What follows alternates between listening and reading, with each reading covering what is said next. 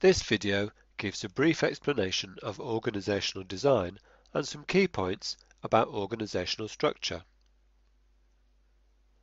Galbraith, a management consultant, developed his STAR model to show that there are 5 clearly interrelated elements of organisational design. He set them out as 5 points of a star. These elements are strategies, which is about deciding how overall business objectives will be achieved; structure, where we decide who has responsibility for what; process, defining systems for decision making and communication; rewards is about deciding why and how the performance of teams will be rewarded; and people, which refers to finding the best way to recruit and retain staff. Although organisational design has various elements, the one that businesses perhaps focus on most is structure. In very simple terms, deciding on an organisation structure involves asking 3 questions. What groups or teams of employees need to be set up to implement business strategies? Within each team, who's going to do what? And how will managers be allocated to teams? Whatever kind of structure we're considering, and there are lots of different structures, you'll need to use certain terms to analyse it. I'll explain some of these key terms in a moment.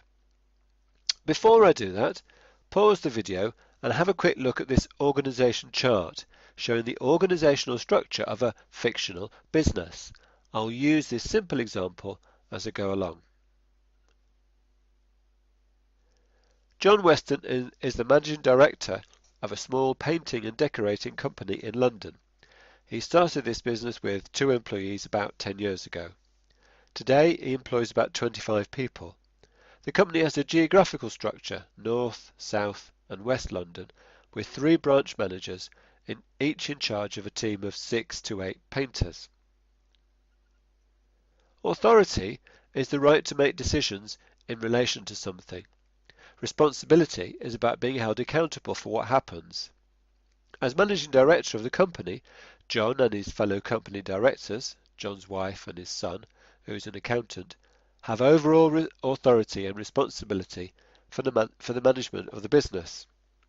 The directors decide whether or not to take on a big painting contract and what price to set. They decide which suppliers to purchase paint from.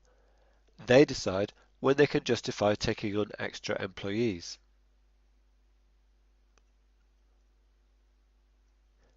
To delegate is to give responsibility to staff at a lower level. Senior managers cannot make every decision themselves.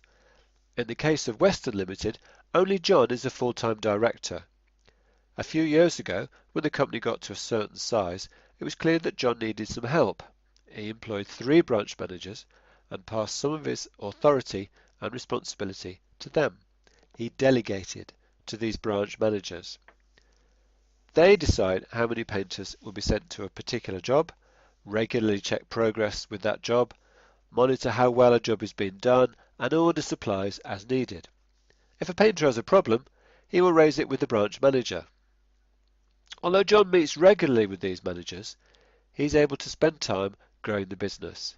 He works to attract new customers and build strong relationships with existing ones. In addition, John is in the planning stage of creating a 4th branch and is seriously considering diversifying into floor tiling. Without delegating to his branch managers, he would not have much time to think about any of this. A hierarchy is a system where staff are ranked, one above the other, according to their authority. Each level within a hierarchy is a management level. The larger a business becomes and the more people are employed, the more levels of management will be introduced. The organisation chart for Weston Limited that we have indicates that there are just 2 levels of management. This, and the size of the business, makes communication about work between different people fairly straightforward. In a bigger company with more levels in the hierarchy, communication will take time and it's probably harder for senior managers to have a clear picture of what's going on. The term span of control refers to the number of staff immediately below any particular manager. The staff that person manages are called his subordinates. Looking at the example again, you can see that Edward Upton has a span of 6. Pause the video for a moment and ask yourself what John Weston's span of control is. John Weston's span of control is 3, not 24 by the way. So, Karen, Peter and Edward are John's subordinates. When comparing span of control, you can talk about spans being wider or narrower. For example, John Weston's span is narrower than that of Edward. Generally speaking, as you go up the hierarchy, the narrower the span of control for managers will be. Centralisation refers to the extent to which decision-making power has been delegated within an organisation. A centralised structure is one where senior managers make the majority of important decisions, so that real power is concentrated at the top of the hierarchy. A decentralised structure is one where the lower levels of the hierarchy have been given a greater degree of authority and responsibility. So we can say that centralisation and decentralisation are opposites. Weston Limited has a fairly centralised structure. The branch managers could maybe have more authority than they have at present. Excuse me. For example, they could be given greater authority around price and could be given a budget that allows them to decide how many painters the company should employ within their branch. Although there may be disadvantages to a decentralised structure, most businesses today prefer to decentralise as much as possible. Giving managers and teams who are in close contact with customers more authority allows them to use their understanding for the good of the business. It can motivate the workforce, as their job roles are more interesting than they might otherwise be. Decentralisation also allows senior managers to focus on planning and strategy, as work on relatively routine decisions has been delegated. Decentralisation goes hand in hand with delayering, which means levels of management are reduced as authority is pushed down the hierarchy. There's no easy answer to this question. There's no perfect structure. It primarily depends on what the business is trying to do at a particular time. The size of the business, how quickly it's growing, and the skills and commitment to the workforce will also influence organisational design.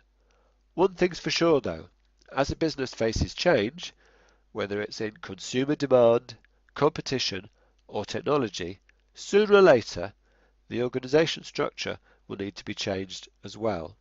To find out more, visit learnloads.com. Bye.